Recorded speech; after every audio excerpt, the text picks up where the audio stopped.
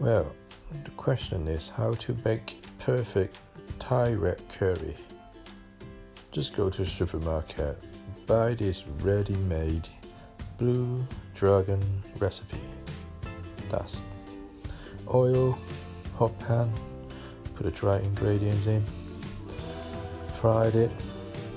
The longer you fried it to the smoky point, the more flavor is gonna come out. Trust me. And just let it cook.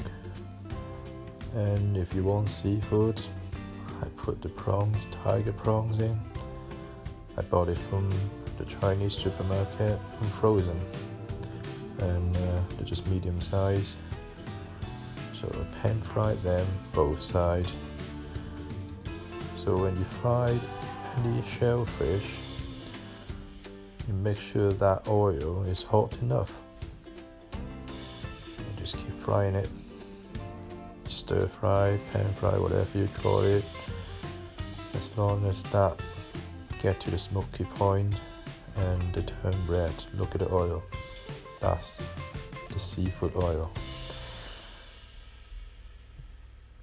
Once you get to the point that you can smell it, and you just add the red curry in. That's in the pack. Difficult to get out because they're very sticky, so you might have to scrape them out. So you fried it and just make sure those curry oil just come out, and then you add the coconut milk in there. Well, it could be coconut cream, but they got crystallized, and you just need to break it out. Once you stirred it, it becomes very creamy. This is me scraping those leftover, and just keep stirring it until it's cooked.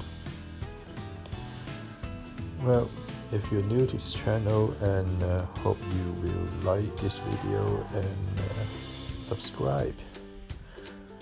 So making a video is not easy, especially in the kitchen, and you have crazy kids at the background screaming, chasing you, where's the food? So that's definitely not something easy to do. So at the end I just add some coriander in there. That's pretty much done. And then you just need to wait. It takes about 10-15 minutes to finish that. And the pot at the back is for something else, because the kids can't actually have the red curry because it's quite spicy.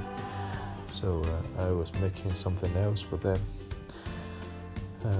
So this is me putting on a plate.